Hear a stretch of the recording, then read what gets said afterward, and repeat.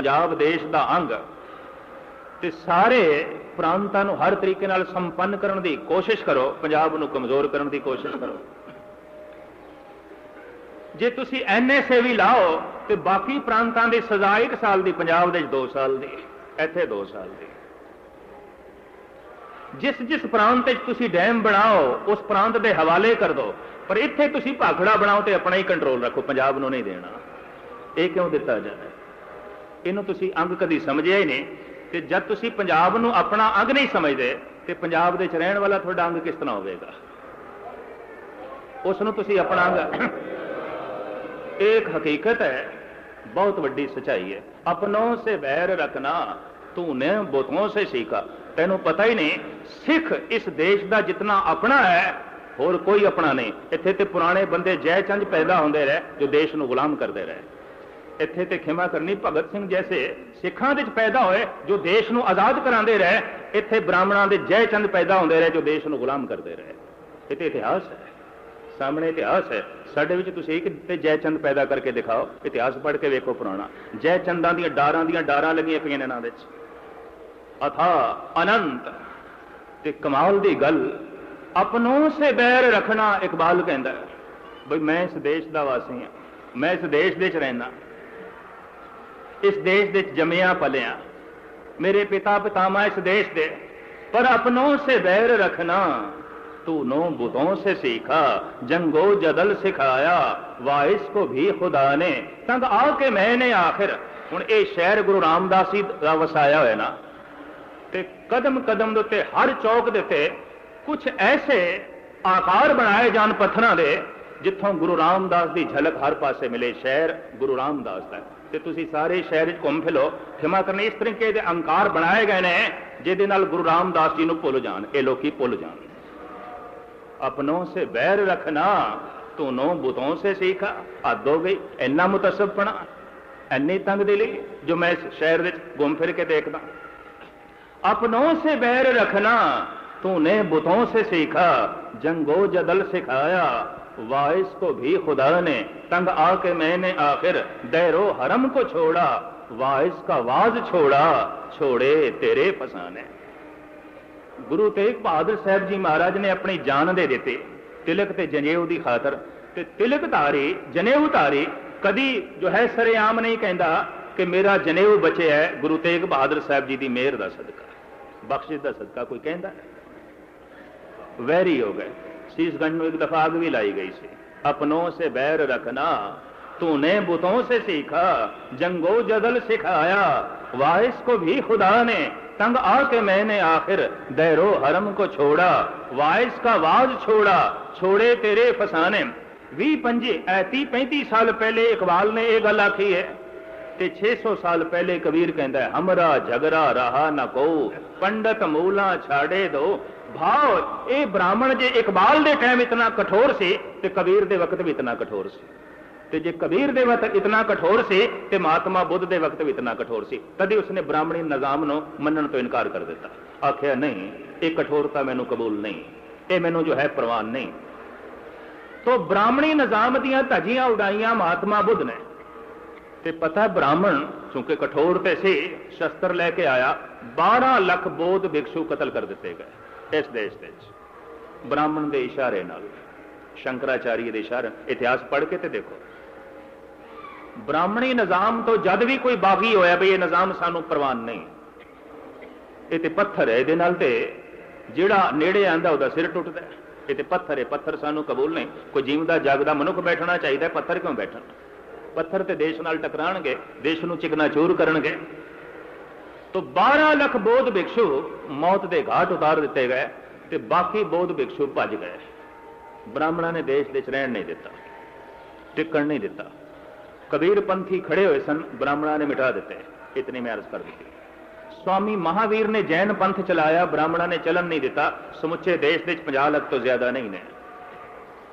स्वामी महावीर भी ब्राह्मणी मत तो इनकारी होए ते ब्राह्मण ने नहीं चलन दिता। 50 लाख तो ज्यादा नहीं ने। हालांकि जैनियां दे 24 अवतार ने ते 24 अवतारां दी तपस्या मेहनत खिमा करनी 50 लाख तो ज्यादा नहीं पैदा कर सके। ब्राह्मणी निजाम की रुकावट। 50 लाख तो ज्यादा नहीं ने। 24 अवतारां दी तपस्या मेहनत खिमा करनी 50 लाख तो ज्यादा नहीं पैदा कर सके। ब्राह्मणी निजाम दी रुकावट। 50 लाख तो ज्यादा नहीं पैदा कर सके। 50 लाख तो ज्यादा नहीं पैदा कर सके। और होर भी मैं अर्ज करा, इत्थे सतनामी भी नहीं फैल सके।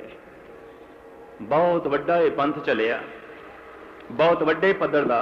ब्राह्मणी निजाम ने थां थां दे उत्ते रोकां खड़ियां करके इनू भी खत्म किया। ते फिर आए गुरु नानक, कहने लगे नहीं पहनना मैं जनेऊ। भावें सदियां तो परंपरा मेरी उम्मत दे यही है कि जनेऊ पहनते ने, पर मैं हुण इस परंपरा नूं तोड़दा, मैं नहीं जनेऊ पहनना। 9 साल दे गुरु नानक, हिल गया ब्राह्मणी समाज है। ये 9 साल का बच्चा बागी, ये जनेऊ नहीं पहनता।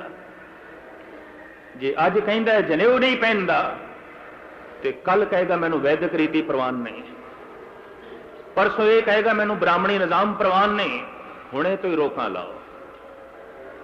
तो खिमा करनी कदम कदम दिते गुरु नानक देव जी महाराज तो लैके हुण तक जड़ा वड्डण की कोशिश की गई। पर मैं इन्हां ब्राह्मणां नूं आख दियां, इन्हां जड़ां दे च गुरु अर्जन देव जी महाराज ने, गुरु तेग बहादुर साहब जी ने और गुरु गोबिंद सिंह जी के लाडलियां ने अपना खून पाया है। खिमा करनी ये जड़ा नहीं वड्डियां जाण,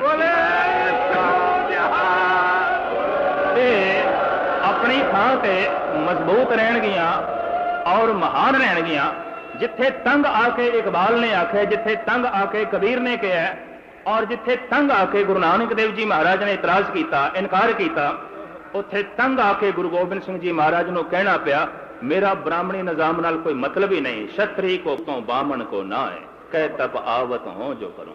स्पष्ट इंज कह दिता, मैं बामण का पुत्र ही नहीं, मेरा बामणी निजाम नाल कोई मतलब ही नहीं।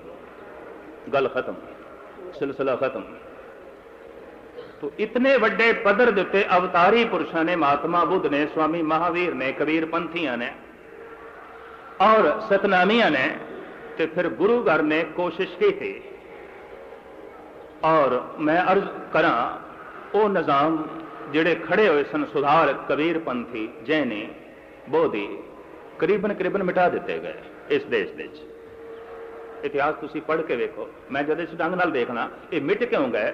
महात्मा बुद्ध जैसा तपीश्वर 12 साल उसने तप किया, जिंदगी के बड़े गहरे राज उसने लभे। वो देश दे विच उन्हां राजां नूं वंडदा रहा, लेकिन किसने रोक खड़ी कर दी? ब्राह्मणों ने। नहीं वंडण देना, नहीं चलन देना। इत्थे सूफी फकीरां दे भी कदम रोके गए। और मैं अर्ज करा, जेड़े जेड़े ब्राह्मण तो सताए हुए सन उन्हां सारे भगतां नूं गुरु अर्जन ते गुरु नानक देव जी ने अपनाया। जेड़े सताए हुए सन, नामदेव सताया होया सी, सूद सूद कर मार उठायो, कहो करो बाप बीठला।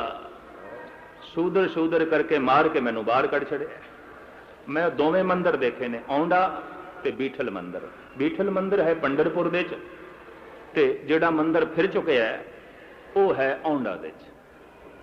औंडा हजूर साहब तो 40 मील दूरी ते है, ते पंडरपुर गालबन 300 मील पै जाता है। इन्हां दोवां थां ते मैं गया, फिर होया मंदिर भी देखिया। औंडा दे च मूर्तियां दा मूँह एक पासे ते मंदिर दा दरवाजा दूजे पासे, अज भी है। हुणे जब पिछले दिनी कोई 2 महीने पहले दास हजूर साहब गया सी, फिर भी मैं औंडा तो लंघदा होया गया। कार ते जा रहे सी तो औंडा 1 मील थल्ले जो है हाईवे तो थल्ले एक पासे कस्बा है। मैं कहा चलो वेखदे जांदे हैं। बाहर ही उसका मंदिर बनाया, जिवें धक्के मार के मंदिर चो बाहर कढ़िया सी ना, ते हुण भी उसका छोटा जिहा मंदिर नामदेव का बाहर ही बनाया है। यह नामदेव का थड़ा है जी, इत्थे बैठा सी।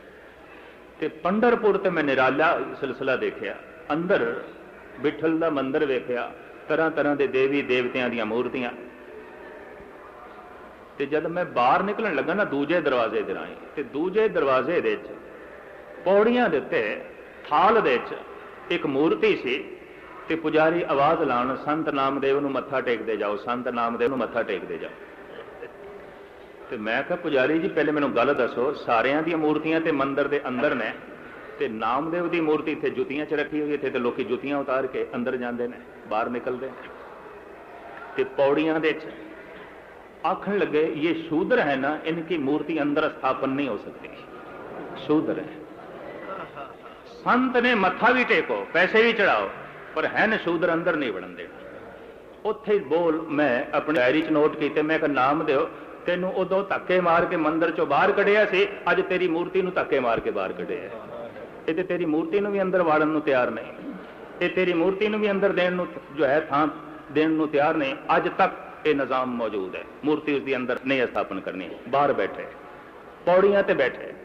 ते खिमा करनी, नामदेव जैसे ब्रह्म ज्ञानी नाल इतनी ईर्खा, कबीर जैसे संत नाल इतना द्रोह, महात्मा बुद्ध जैसे महान पैगंबरी पुरुष नाल इतनी दुश्मनी, तो खिमा करनी जब पैगंबरां ते पैगंबर महान गुरु नानक देव जी महाराज लंबा और वड्डा आदर्श लेके आए तो उतनी वड्डी दुश्मनी सामने आनी सी। कुदरती गल है, क्योंकि गुरु नानक दे बनाए हुए सिद्धांत दे ब्राह्मणी मत वास्ते कोई थां नहीं, जगह नहीं है। और 9 साल तो गुरु नानक ने यह बगावत शुरू की थी, मैं नहीं पहनना जनेऊ, गल खत्म। मैं परंपरावादी नहीं हाँ और मैं वेद भी नहीं पढ़ना।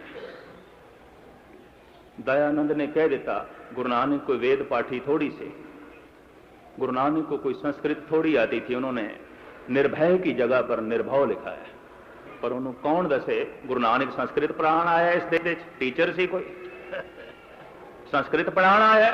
नहीं, गुरु नानक सच पढ़ाना आया, सच की है।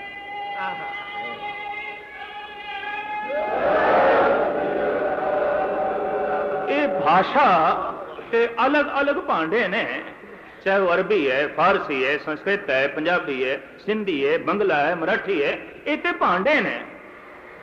देखना तो ये भांडे दे भोजन की है, ये तो भांडे ने। भोजन छकण लई भांडे चाहिए ने। ये अरबी एक भांडा है, संस्कृत एक भांडा है, इंग्लिश एक भांडा है, पंजाबी एक भांडा है, और इसी तरीके नाले बर्तन है बंगाली, सिंधी, मराठी। सवाल तो यह है भांडे च है कि भांडा सोने का होवे ते भांडे दे च मिट्टी होवे ते भुख मिटेगी मिट्टी खा के। ते जे भांडा अगर मिट्टी का होवे ते ओदे 36 प्रकार का भोजन परोसिया होया होवे, खिमा करने छक के तृप्ति मिलेगी।